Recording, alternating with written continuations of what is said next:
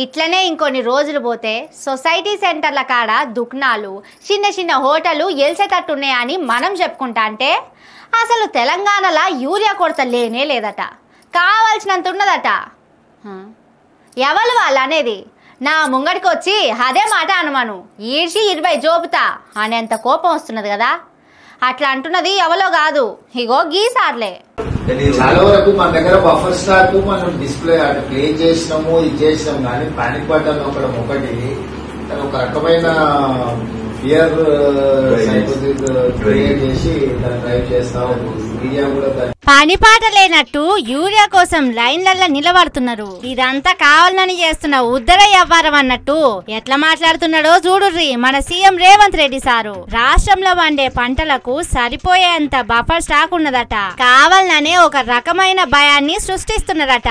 CM sir ఇట్లంటే అటు దిక్కు ఉన్న BJP party MP Raghunandan Rao sir ఈ ఇయర్ కావాల్సినంత యూరియా వచ్చిందని చెప్తున్నాడు. సఫిషియెంట్ ఉన్నది, సర్ప్లస్ ఉన్నది అన్నట్టు చెప్తున్నాడు.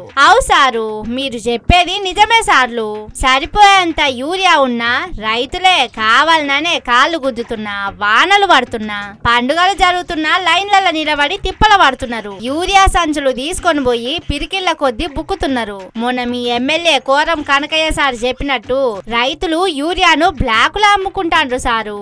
సారు యూరియా సరిపోయేంత ఉన్నా అన్నదాతలు దొంగల అవతారం ఎత్తి బ్లాకులో అమ్ముకుంటాండ్రు sir. Revanth Reddy sir, MP Raghunandan Rao sir మీరన్నట్టు యూరియా కావాల్సినంత ఉన్నది సారు, కానీ మేమే ఉత్తుత్తుగా రాద్ధాంతం చేస్తున్నాం సారు. రాత్రి పూట సొసైటీ సెంటర్ల కాడ బండుకొని పడి గాపులు కాసి యూరియా దొరకలేదు అనే భ్రమలు కల్పిస్తున్నాం సారు. యూరియా కోసం రైతులు పడుతున్నాయి కష్టాలు కాదు సారు, డ్రామాలు సారు. సొమ్మసిల్లి కింద పడితే తలకాయలు వాళ్ళు కూడా ఉత్త ట్రాషే సారు.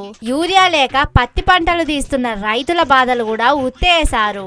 సారు రైతుల చిల్లర పంచాదులు. యూరియా తీసుకురావాల్సినోళ్ళు వచ్చింది సక్రమంగా పంచాల్సిన వాళ్ళు మీరే కాబట్టి మిమ్మల్ని బద్నాం చేసేటానికే లైన్లలో నిలబడుతున్నాం సారు, నిజంగా యూరియా కోసం కాదు సారు.